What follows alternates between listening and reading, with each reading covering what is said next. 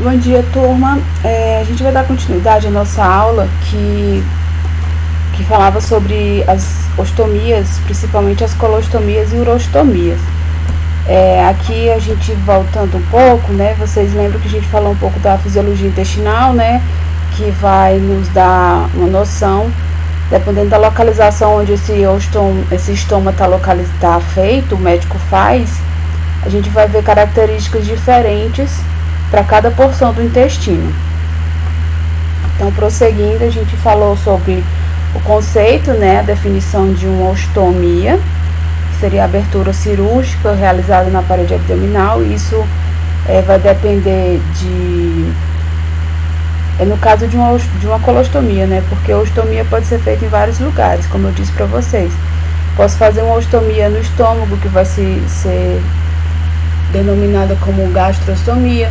Pode ser na bexiga, que vai ser a urostomia. Então, a ostomia, de maneira geral, é uma abertura cirúrgica realizada, seja na parede do abdômen, ou na parede do estômago, ou na parede da bexiga, depende da necessidade. Então, as colostomias, elas podem ser feitas tanto no intestino grosso como no intestino delgado, e os nomes delas vão depender dessa localização também, de onde é que ela é feita. No caso da ileostomia, vai ser feita no intestino delgado, né? E as colostomias vão ser no intestino grosso. E os cuidados, vou só retomar aqui um pouquinho com relação a isso, depois a gente segue com o conteúdo. Os cuidados que a gente tem que ter, principalmente com essas colostomias, é o quê? Primeiro, fazer a higiene do local corretamente. A gente viu uns vídeos que mostravam a moça fazendo a higiene, a troca da bolsa. E a gente tem que ter o cuidado com relação ao corte dessa bolsa, medir direitinho o tamanho da ostomia que esse idoso tem. Geralmente na caixa que vem o produto, que vem a bolsa, ele vem aquela régua essa régua aqui, como se fosse uma régua, mas é de papel, que a gente pode mensurar, a gente consegue medir cada ostomia de acordo com, por essa régua aqui. Então, se é uma ostomia maior, a gente mede com a caneta, vai lá na bolsa, na parte de trás, aqui onde vocês estão vendo nessa figura inferior da direita, tem os centímetros e a figura de uma tesoura. Então, ali você passa uma caneta, depois que medir a ostomia do idoso. Aí você corta. É importante que a gente falou o quê? Que seja uma tesoura daquelas curvas, né? Geralmente, aquelas tesouras que a gente encontra em hospital, elas são bem mais fáceis para usar, porque ela é curva e sem ponta. Então, a ponta dela é arredondada e ela tem uma curvatura. Então, facilita na hora do corte da bolsa, sem deixar ponta, sem deixar nenhuma irregularidade que possa machucar a pele e a ostomia desse idoso. Um outro cuidado, né? Falei do corte. O outro cuidado seria na limpeza da pele e no cuidado com essa pele, limpar e secar bem.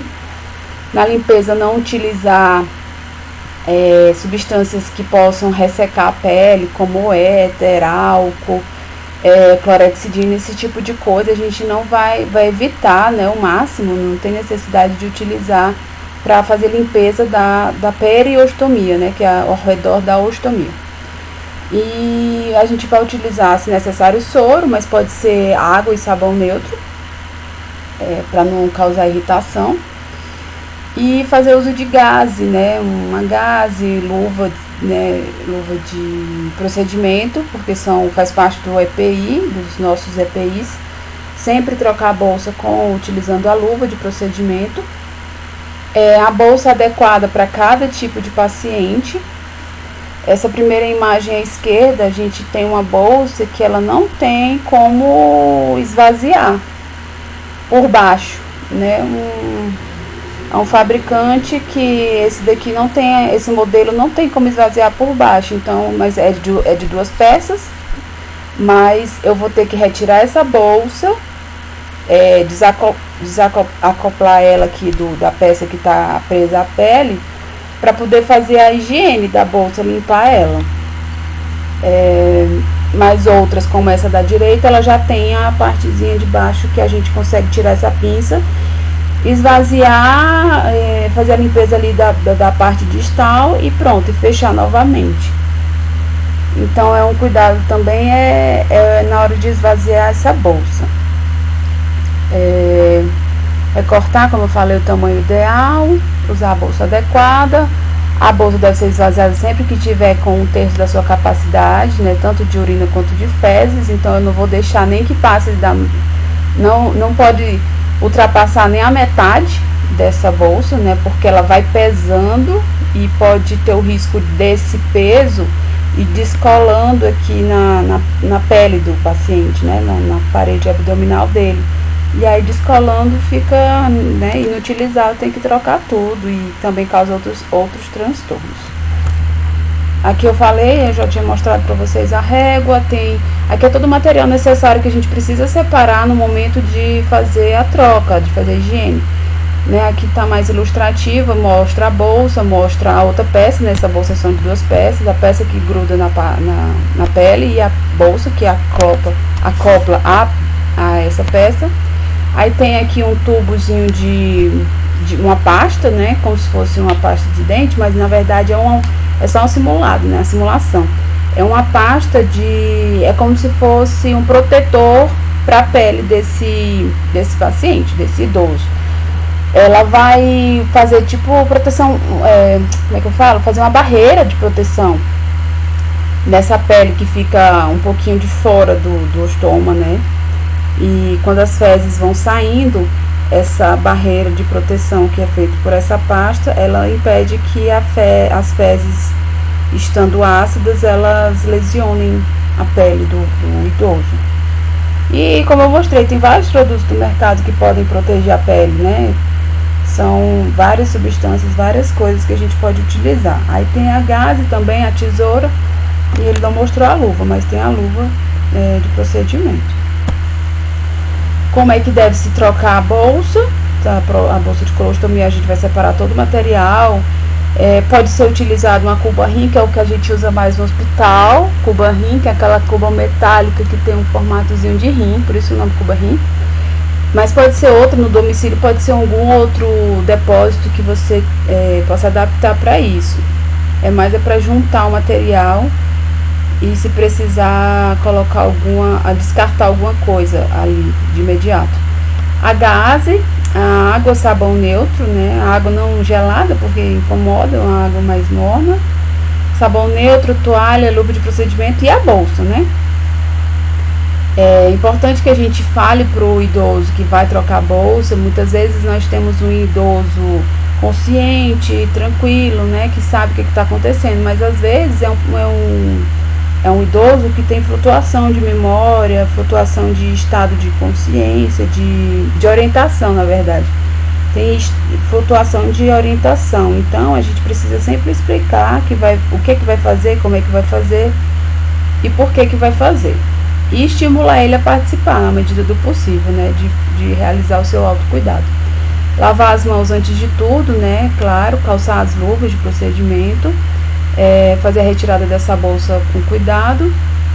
Importante, como eu disse, colocar uma gaze sobre esse estômago. Quando eu retirar essa bolsa, eu pegar uma gaze limpa do meu pacote e colocar ali. Não precisa ser o pacote todo de gaze, não. Bota uma ou duas gases em cima do estômago, né?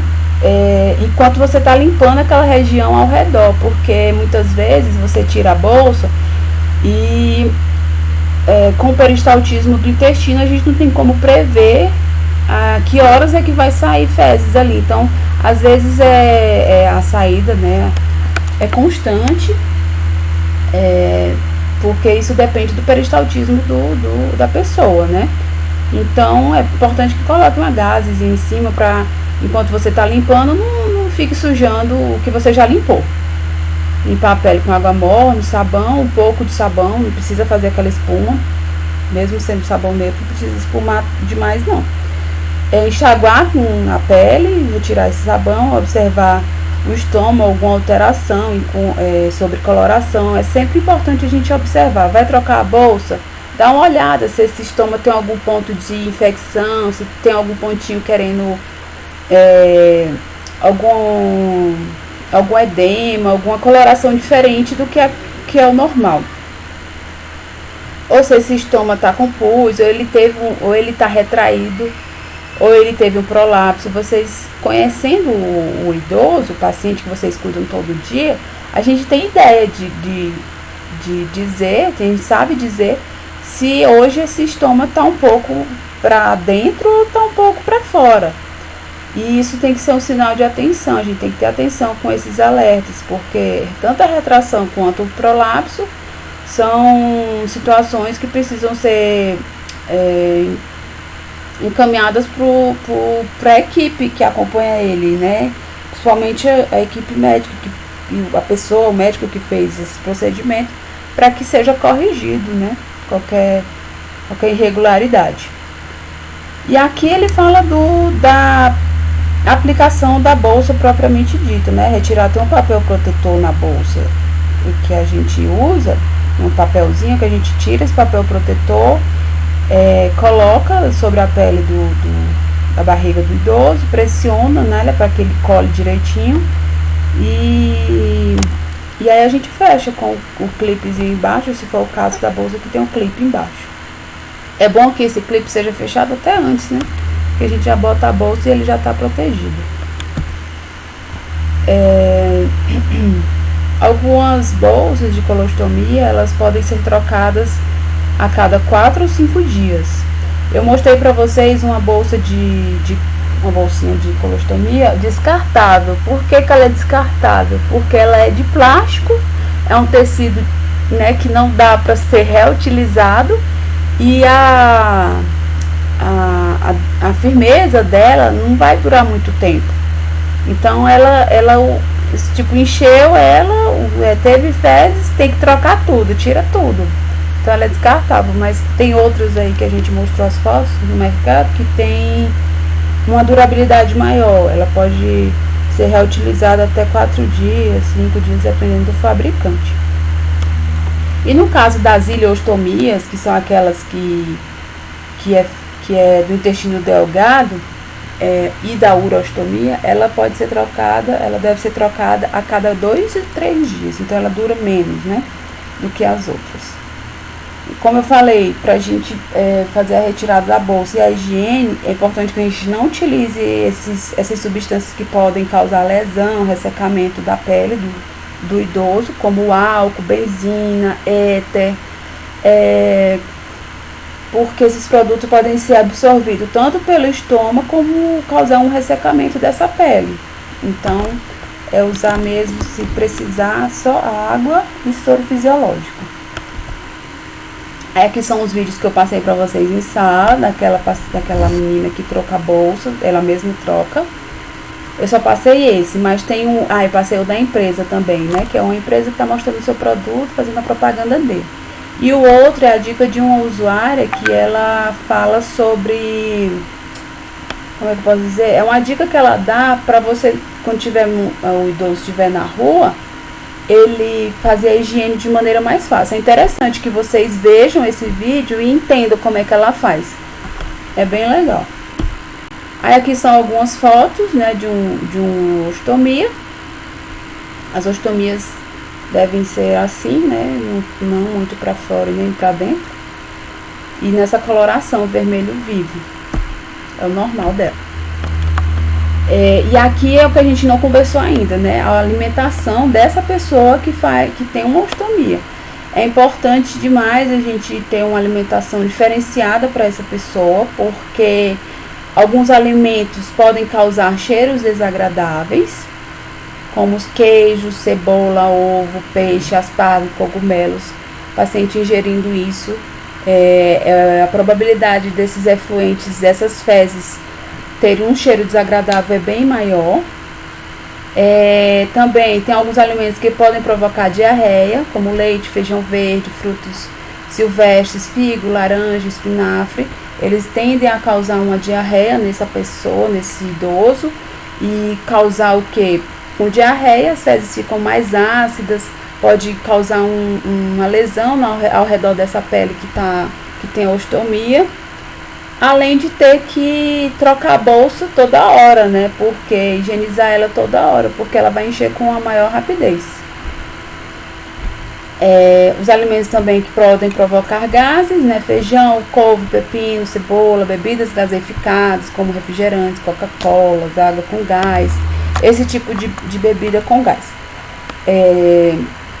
Cerveja também, isso eles vão provocar gases, e como eu falei para vocês, as bolsas, ela tem um lado dela que tem um filtro, que ele é todo poroso, não que ele seja furado, mas ele é poroso, ele faz com que esses gases, que normalmente, que é o normal, eliminar gases, a pessoa ostomizada, ela elimina gases pelo estômago, por onde ela elimina as fezes. Então, essa bolsa, ela tem esse filtro e consegue eliminar essas gases, mas quando é muito, né, provocado por alimentos, a bolsa tende a ficar inflada, como se fosse um balão. Isso também leva a alguns transtornos e incomoda. Além de ficar com o abdômen distendido e causar desconforto. Também tem outros alimentos que podem deixar essas fezes mais ressecadas, né, como arroz, batata, banana, frutos secos e alimentos fritos. O importante é fazer uma alimentação equilibrada, é importante que esse idoso seja acompanhado por um nutricionista, mais do que nunca, né? Além dele precisar de nutrientes adequados, ele tem uma ostomia, então ele precisa de uma alimentação ainda mais voltada para isso, né? Pode comer de tudo um pouco, sem grandes exageros. Então, vou deixar de tomar leite? Não é que vai deixar de tomar leite, mas também não precisa exagerar na questão do leite, do queijo, do feijão. Comer feijão é importante, mas também não precisa ser de forma exagerada. Deve ingerir muita água, né, de acordo com se tem restrição ou não, aí a gente tem que ver. Aqueles pacientes que eu conversei com vocês que tem algum problema renal. Comer com a frequência, né, de 3 em 3 horas. E atenção para os alimentos que causem essas que eu falei para vocês: mau cheiro, gases, diarreia, endurecimento das fezes. E aqui a gente vai falar de uma medicação, na verdade. Que a gente está falando de eliminações fisiológicas. E o enema, eu não sei se alguém já ouviu falar, ou se teve a oportunidade de ver alguém utilizando. É o seguinte: enema é aquela dita lavagem intestinal, que a lavagem intestinal pode ser feita de algumas formas, e utilizar o flit enema é uma delas. A outra forma é utilizar a solução glicerinada, que seria essa figura aqui da direita inferior, né, que aqui tá uma figura em japonês, mas é como se fosse uma solução glicerinada, que faz a mesma coisa que o flit enema, só que o flit enema, que é essa figura da direita superior, do cantinho superior da direita, ela é um frasco pequeno que é injetado por alguém injeta na região retal do paciente esse flit enema. Aqui eu não estou falando de paciente mais colostomizado não, tá? Aqui eu estou falando de um outro tipo de procedimento que pode ser necessário em alguns idosos de maneira geral, tá? Não é mais de paciente colostomizado que eu estou falando aqui. Nesse flit, como eu estava dizendo, é um frasco que alguém vai ter que injetar essa substância na região retal do idoso. E a solução glicerinada, ela é diferente porque ela vai gotejar igual como se fosse um soro, só que ela também é inserida na região retal. Então tem a bolsa, solução glicerinada, aí tem aqui a extensão, né, o equipo, como se fosse um soro, e na pontinha azul aqui do equipo a gente vai adaptar uma sonda, que é essa a terceira bolinha aqui, uma sondinha. Adapta aqui na ponta do equipe, e essa sondinha é que vai ser introduzida na região retal do paciente para poder fazer a lavagem. E qual é o objetivo de fazer um flit enema ou uma solução glicerinada, né? É utilizado naqueles pacientes que estão com constipação intestinal, que tem algum problema de prisão de ventre, né? Problemas para evacuar. Mas não só isso. Isso aqui também pode ser feito, deve ser feito, é uma das orientações, quando se vai realizar algum exame de imagem que necessite a visualização da região do intestino. Por exemplo, o seu paciente lá, o seu idoso que você cuida, ele vai fazer um exame que é chamado colonoscopia, por exemplo.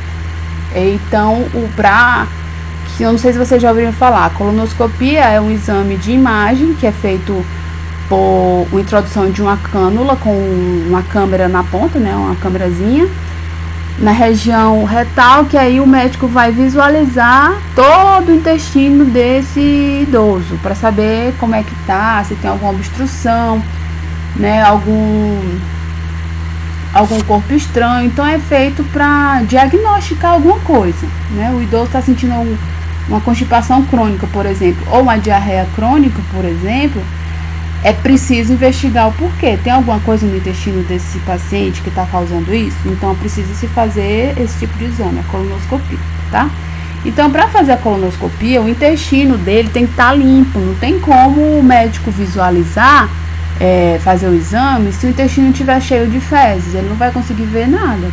Então, essas substâncias, elas também são utilizadas para isso, porque ela vai causar evacuação, vai limpar esse intestino, ela vai provocar a evacuação dele, vai estimular o peristaltismo intestinal e assim fazer com que o intestino fique limpo para poder fazer o exame, tá? Então, a gente vai ter que fazer isso no laboratório para vocês verem a posição correta, mas eu vou mostrar, mas aqui na figura dá para vocês entenderem direitinho.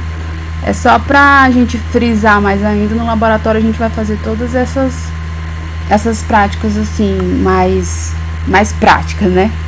Mais mão na massa. Então, o ideal é que para fazer isso, o flit enema e a solução glicerinada, o paciente esteja deitado de lado, mas não de qualquer lado, ele tem que estar deitado do lado esquerdo. Então, você vai posicionar seu paciente com o decúbito lateral esquerdo, a perna esquerda vai estar estendida, igual essa foto. A perna de baixo, ela vai estar estendida, né, à esquerda, e a da direita vai estar fletida assim, por cima da esquerda, né? Então ela vai ficar fletida. O braço para trás, o outro ali na frente. E aí essa posição é que vai proporcionar uma melhor visualização e também uma melhor absorção, uma melhor, como é que eu posso dizer? Uma melhor entrada dessa substância, porque nessa posição, se vocês lembram, o nosso intestino, ó, vou voltar, nosso intestino, aqui ó, vocês visualizando aí, se colocando na posição da figura, vocês vão ver que o reto, a região retal, ela vai para o lado da esquerda da gente, do nosso corpo, né? Ela tem aqui a porção retal, aí depois tem essa outra porção final do intestino, e essa porção final do intestino, ela tá pro nosso lado esquerdo. Então, por isso que a gente posiciona esse paciente, esse idoso, do lado esquerdo, porque facilita a entrada dessa medicação, entendeu? E a absorção dela vai ser mais rápida.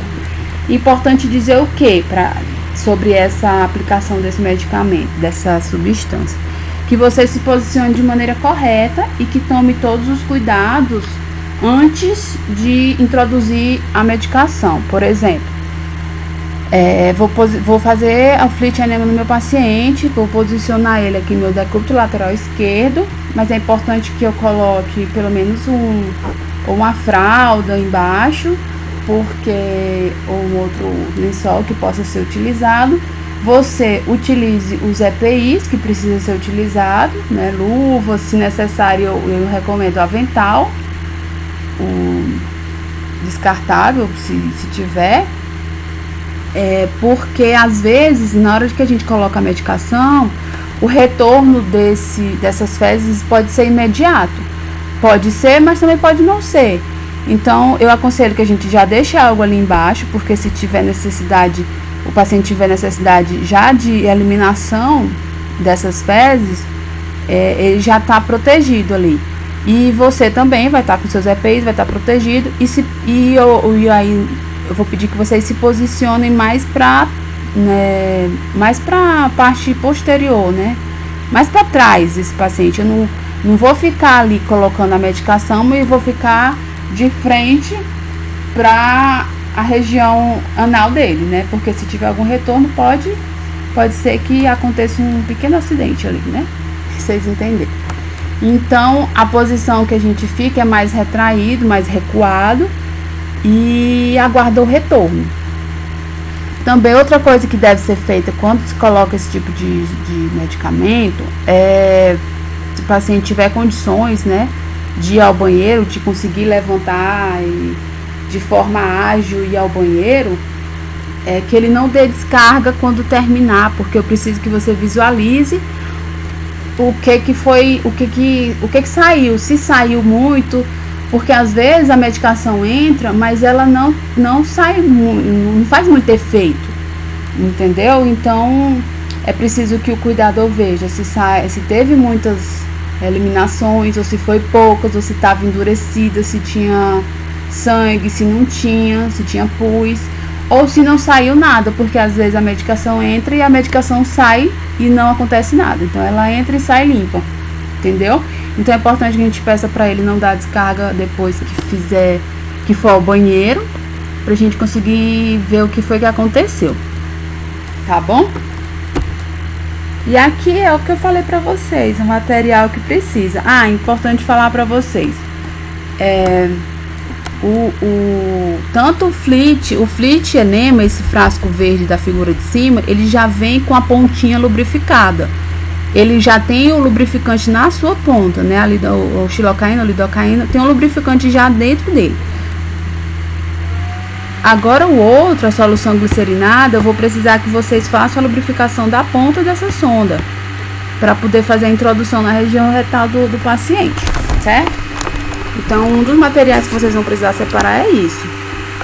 Aqui fala da sonda retal com calibre adequado, o frasco de solução glicerinada, se for solução, se não é o Flit mesmo. Essa solução glicerinada ela também já vem pronta, tá? Aqui ele fala de solução glicerinada morna, mas ela já vem pronta na farmácia, não é a gente que confecciona.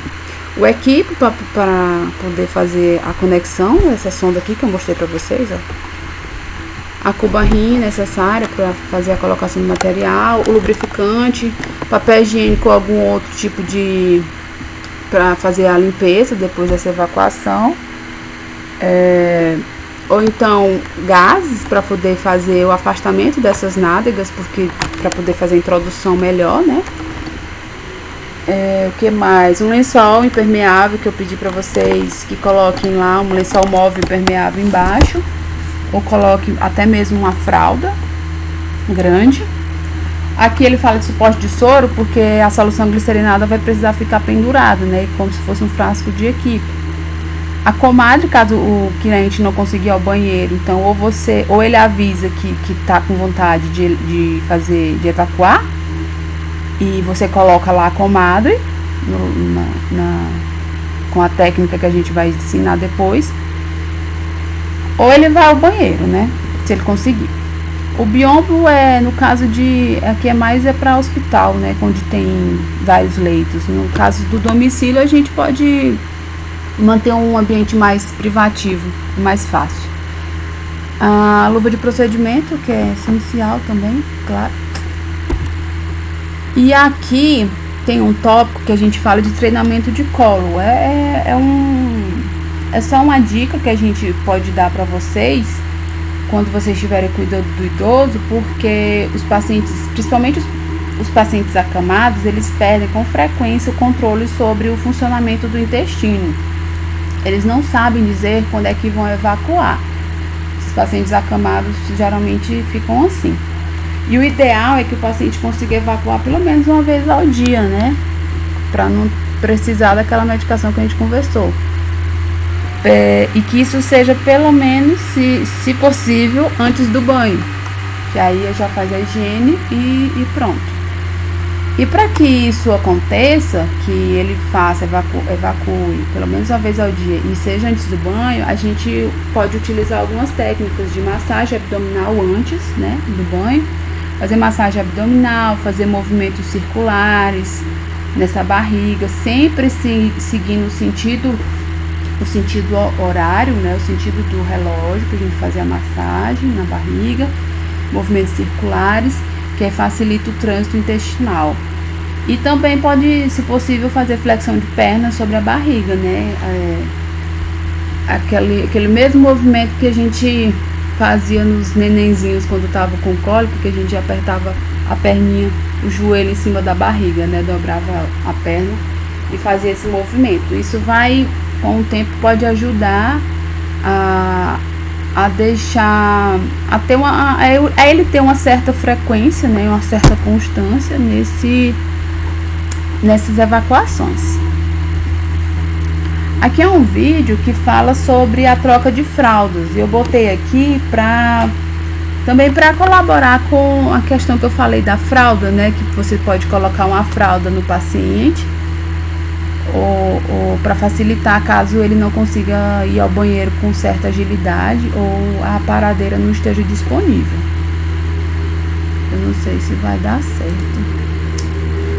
Deixa eu ver.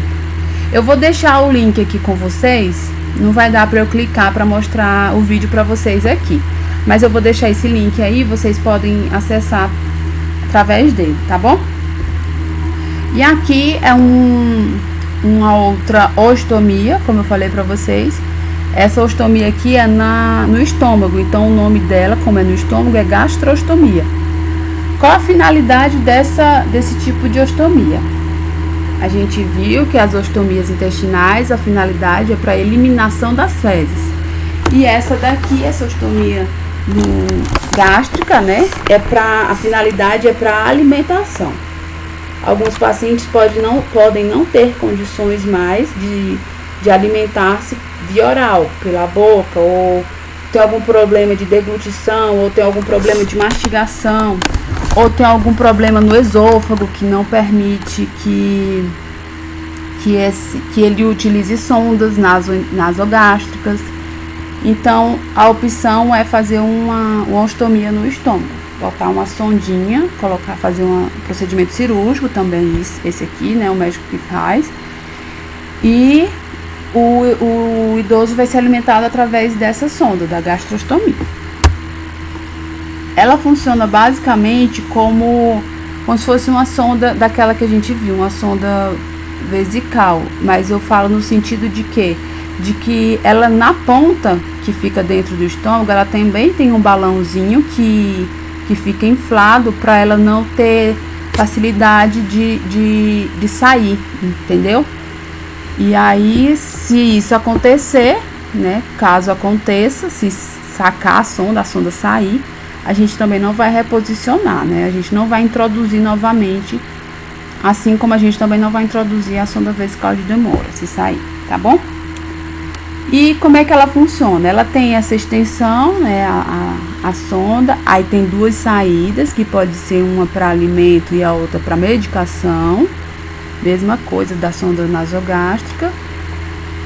E para conectar a alimentação, a gente vai abrir uma dessas partes, dessas vias, e vai conectar o equipo, como tem aí na figura da inferior à esquerda, né? Tem aqui o frascozinho de alimentação, o equipo conectado à sondinha da gastrostomia, certo? Deu para entender? E os cuidados que a gente precisa ter com essa gastrostomia: fazer a limpeza com água filtrada sem esfregar a pele em volta dessa ostomia, retirando secreção e sujidade, porque pode acontecer de ao redor da ostomia também juntar secreção, alguma umidade, alguma sujidade ao redor. Então a gente limpa com água filtrada e gaze, limpa, né? Lavar a sonda com a seringa. O que quer dizer lavar a sonda? Eu não vou pegar a sonda, tirar para lavar, não. A gente vai lavar ela injetando água filtrada nessa sonda, com o objetivo de quê? Porque quando eu coloco uma alimentação nessa sonda, quando a alimentação acaba, é inevitável que vai ficar algum resto de alimento processado naquela extensão de fora, entendeu? Nessa parte de fora vai ficar algum resto de alimento, porque a dieta acabou aqui no frasco, mas vai ficar um restinho aqui. E para que não fique esse resto de alimento aqui, porque isso também vai danificando, vai ressecando essa sonda e até obstruindo ela com o passar do tempo, porque resto de alimento é resto de alimento, né? Depois de um tempo vai apodrecendo, então levando infecções para dentro do paciente. Então a gente precisa lavar toda essa extensão, e essa lavagem é feita com água filtrada, utilizando pelo menos 50 ml por meio de uma seringa. Então a gente pega lá uma seringa de 20, aspira 20 ml de água, injeta. Depois aspira mais 20 ml, injeta. E depois aspira mais 10 ml e injeta água por essa sonda. Isso vai facilitar com que esse alimento vá em sua totalidade para o estômago do paciente, e também para hidratar ele, né? Já que ele não tem como fazer ingestão de nenhum tipo de alimento ou de líquido via oral, é por lá que ele vai ser hidratado, por essa sonda. Então, é importante também, antes de alimentar a pessoa, testar a temperatura do alimento, né? A gente não dá um alimento quente pela boca, também pela sonda do mesmo jeito, não vai, né? Não pode. E injetar o alimento lentamente. Quando não for, geralmente não é injetado, né? A gente não usa por meio de seringa, a gente bota no frasco próprio para dieta, como se fosse um soro, penduradinho lá no suporte de soro, junto com a equipe, conectado na sonda de gastrostomia, como eu mostrei para vocês nas figuras. Mas eu vou mostrar tudo isso para vocês no laboratório quando a gente tiver oportunidade, tá bom? Porque eu preciso adiantar esse material teórico enquanto a gente está nesse período de suspensão, certo? Mas a gente vai se organizar direitinho, se Deus quiser, para quando a gente retornar, a gente praticar tudo isso. Observar se a pessoa apresenta barriga estufada, sensação de barriga cheia ou diarreia. Porque muitas vezes, quando essa dieta ela é feita de forma rápida, injetada, abre a pinça do equipo todo e a dieta corre rapidamente, isso pode provocar diarreia nesse idoso. Então, a gente tem que ficar atento a isso. Ou às vezes não cai muito bem aquela alimentação, o idoso naquele momento ele está apresentando uma sensação de barriga cheia, alguma coisa desse tipo. Então tem que observar isso. Atentar para o balonete, que é o que eu falei para vocês, é o balãozinho de fixação que fica lá internamente dentro do estômago. E como eu disse também, caso essa sonda saia, não tentar reposicioná-la, entrar em contato com a equipe de saúde e fechar o orifício, que é o quê? Fechar o orifício é fechar, deixar esse botãozinho fechado, como tem na figura aqui do menino. Certo, minha gente? Ó, pronto, aqui passou a parte de ostomias, encerrou. Aí o que eu queria falar para vocês, para complementar, que tem no nosso conteúdo também, são algumas dicas de tecnologias que podem facilitar a vida de vocês e também a vida do idoso, da família de maneira geral. São algumas tecnologias que eu não sei dizer o preço, mas que dependendo da família tem como adquirir, né? Algumas dicas são, existe no mercado, não sei se vocês já ouviram falar, no GPS que é colocado no sapato, por exemplo, né? Um exemplo, colocado no sapato do idoso, ali tem na figurinha da esquerda, tem um idoso caminhando. Então, tem tipo um GPS colocado lá na palmilha desse idoso, e aí auxilia muito naqueles idosos que têm problemas de memória, que tem casos de demência e que algumas vezes sai de casa e não consegue retornar, ou não pode sair e sai porque tem esse problema de memória. Enfim, aqueles idosos que se perdem, tem risco de se perder. E aí tem esse GPS na palmilha do sapato.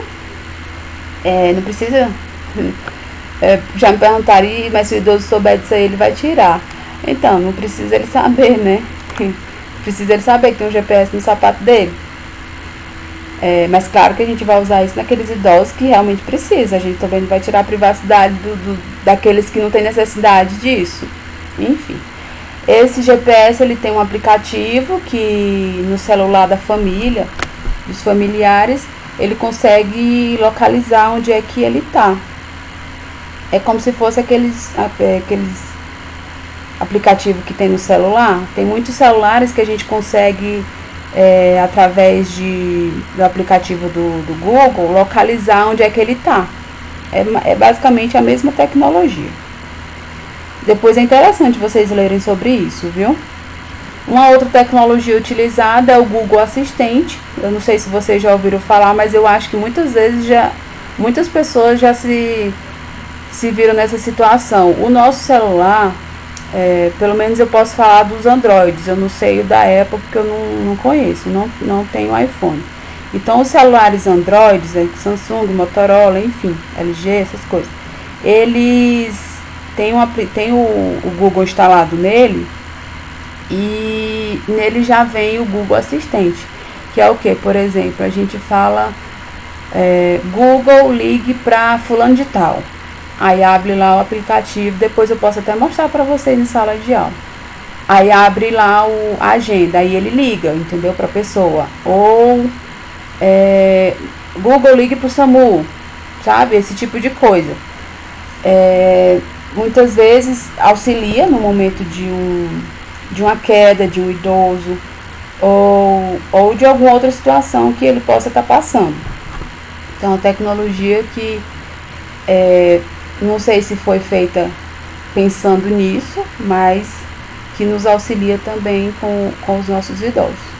Uma outra é essa foto da direita desse senhor deitado aí com o relógio no braço.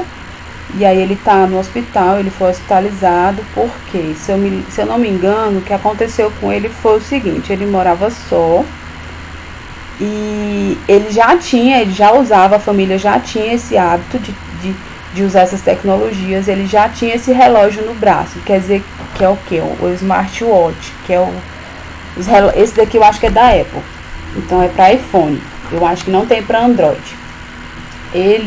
A função deles é a seguinte: o caso desse senhor foi assim, ele morava sozinho, e parece que ele caiu no banheiro, e o relógio detectou que teve uma desaceleração, uma aceleração e uma desaceleração pelo ato dele cair.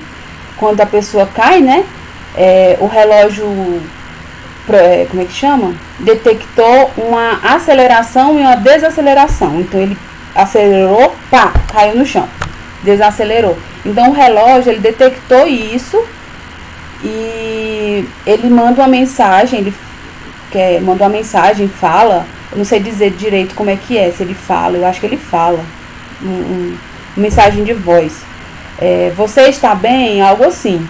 Eu acho que eu vou procurar o link da reportagem para mostrar para vocês, que eu vi foi numa reportagem. E aí ele pergunta se ele estava bem, perguntou se ele estava bem, ele parece que tem 1 minuto ou 2 para responder que está tudo bem, e aí no caso dele, ele não respondeu, e ele caiu no banheiro. E aí o relógio lá, por si, mandou um alerta pro aplicativo, pro celular da família, que a família tem instalado, né? Que o celular se comunica com o relógio.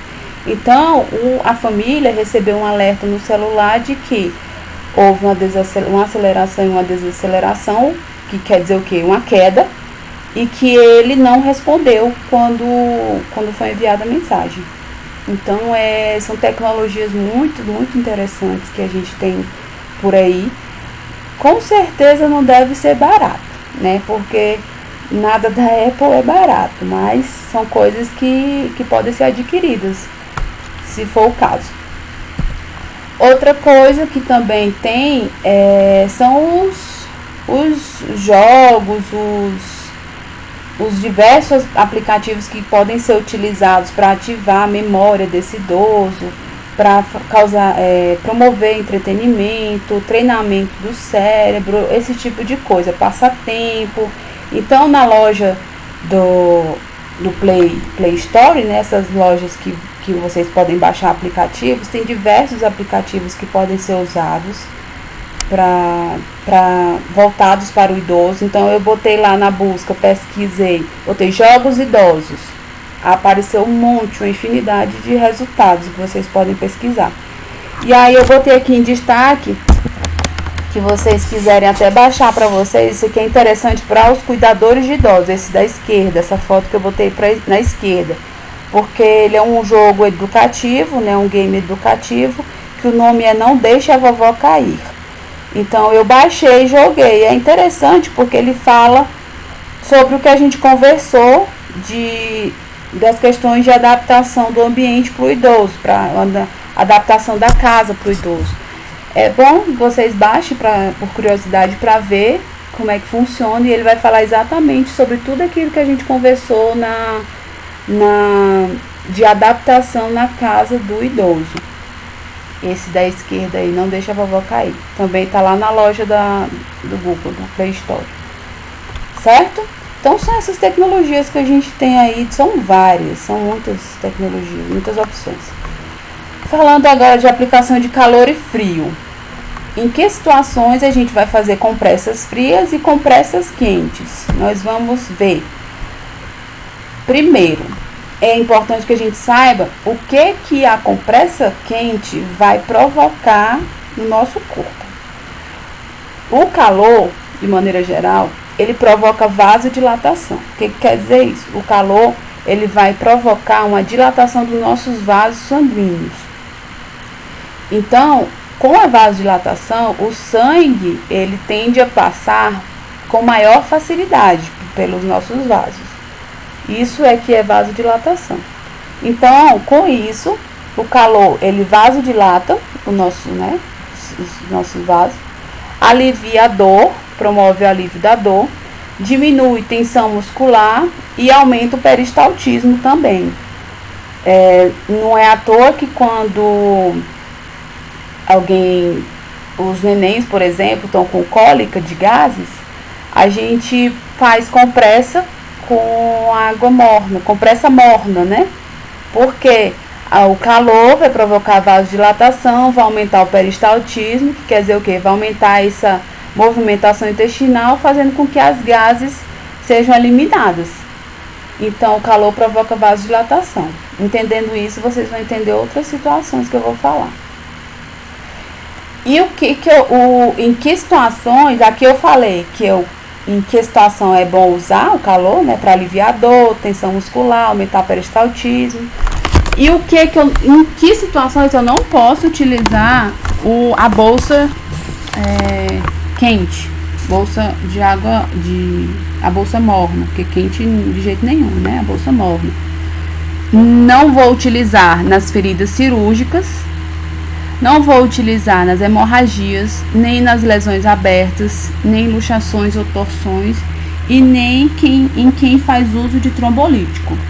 Se vocês entenderam o que o calor provoca, que é vasodilatação, vocês vão saber por que eu não posso utilizar ele nas hemorragias, nem posso utilizar ele nas feridas cirúrgicas e nem nos trombolíticos eu não posso utilizar. Porque se ele provoca vasodilatação e eu faço isso numa situação de hemorragia, aí é que vai ter hemorragia mesmo, né? Porque o vaso vai estar dilatado, vai facilitar a passagem do sangue. Se eu já estou tendo hemorragia, a hemorragia não vai parar. Então, o calor não é para ser utilizado em caso de sangramentos, em caso de hemorragias, porque se for utilizado, ela vai piorar ainda mais. A mesma coisa para os trombolíticos. Os trombolíticos, são aqueles medicamentos que vão, falando mais simplesmente, vão afinar o sangue. Então, se eu faço uso de um trombolítico e faço uma compressa quente, pode ser que esse sangue fique ainda mais fluido, né? Às vezes não é indicado. Nas feridas cirúrgicas do mesmo jeito, porque vai facilitar o sangramento, e em ferida cirúrgica eu quero que cicatrize mais rápido, então eu não quero que fique sangrando. Então por isso eu não faço uso de calor nessas situações, porque ele provoca vasodilatação. E aqui é só alguns meios de fazer a aplicação de calor. Nós temos aquela tradicional bolsa que coloca a água dentro, essa da superior aqui à esquerda. Tem essa que é em gel, a de baixo, que é a bolsa térmica em gel, que tanto pode ser usada para gelada quanto fria, né? Quanto gelada quanto quente. Porque eu posso tanto botar ela no congelador, como eu posso botar ela dentro de uma água quente, para ela ficar morna e eu utilizar. Tem as bolsas elétricas, aquelas que a gente liga na tomada e ela fica quentinha, eu consigo utilizar também. E tem os banhos quentes, que podem aliviar as dores musculares, por exemplo. O material necessário para fazer a aplicação do calor. O material é para separar, né? Bandeja, bolsa térmica, seja a de borracha ou a outra. Importante que tenha um tecido para cobrir essa bolsa. Não vou colocar a bolsa diretamente na pele do idoso sem uma proteção de tecido, porque tanto o calor quanto o frio, eles queimam a pele, eles lesionam a pele, ainda mais do idoso. E aí a água quente no caso da bolsa de borracha, né? Se for aquela de gel, é só fazer a imersão da bolsa dentro de uma panela com água quente, que ela vai absorvendo o calor e ela vai ficar quentinha.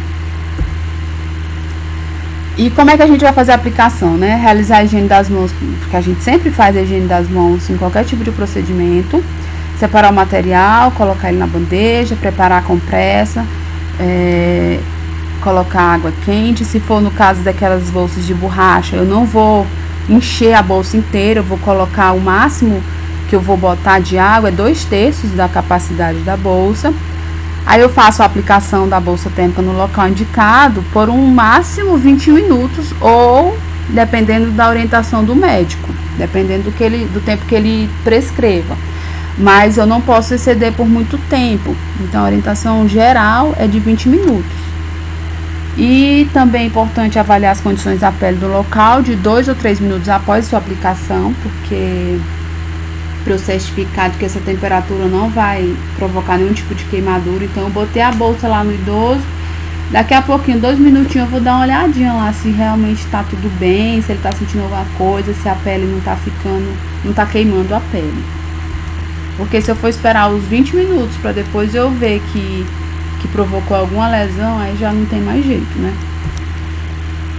E em pacientes idosos, aqueles que têm um nível de consciência mais rebaixados, que são mais confusos, têm problemas de demência, os desnutridos, a gente tem que ter muita cautela quanto ao limite da temperatura, né? Porque a sensibilidade da pele é bem maior e eles não, no caso dos pacientes com demência, eles não vão saber distinguir muito isso e saber avisar. Então não se deve aplicar as compressas mornas através de luvas de látex, porque eu já vi muito por aí, pessoas que não têm a bolsa térmica, a bolsa de borracha, nem aquela de gel, não tem a bolsa para aplicar o calor.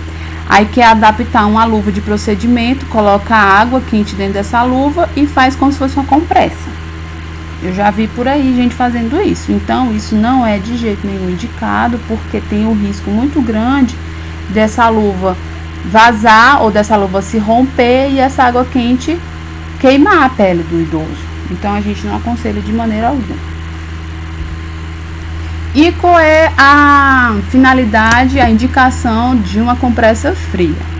Primeiro, para vocês também entenderem, o frio ele provoca uma vasoconstricção, quer dizer o que? Ele vai diminuir o tamanho do vaso. O sangue vai passar com mais dificuldade, né? O frio vai fazer uma vasoconstricção.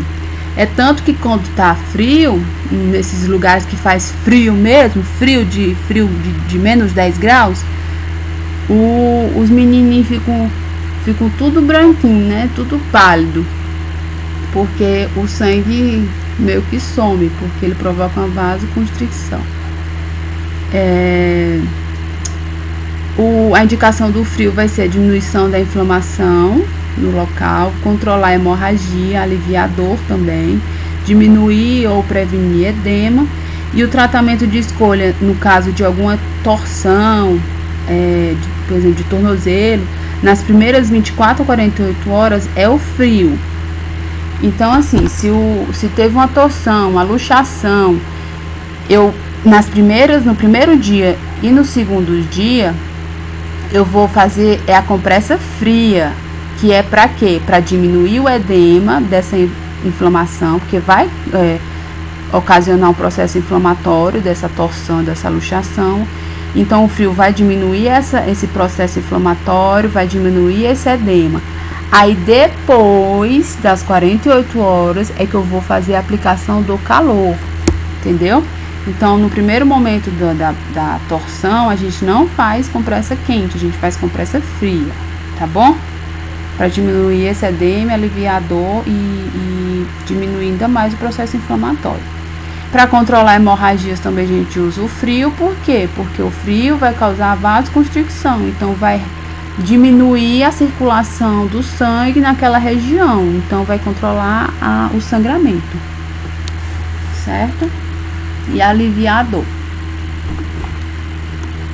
E os cuidados? Os cuidados é o que a gente já pontuou aqui, né? Marcar o tempo de aplicação, não pode passar muito tempo com aquela bolsa quente nem fria, porque tanto uma quanto a outra queimam a pele, provocam lesões.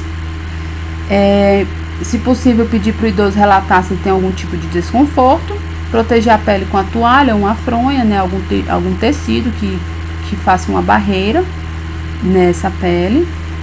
E com relação ao tempo também, respeitar a prescrição médica. Se o médico prescrever uma bolsa quente por 10 minutos, 10 minutos.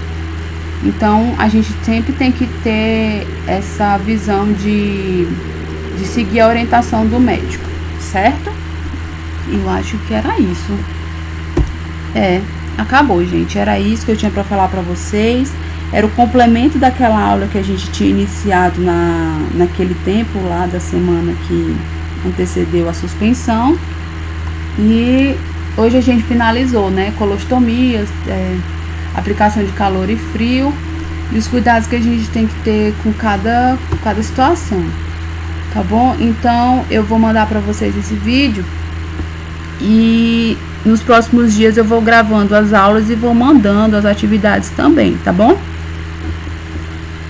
Um abraço a todos e todos fiquem bem.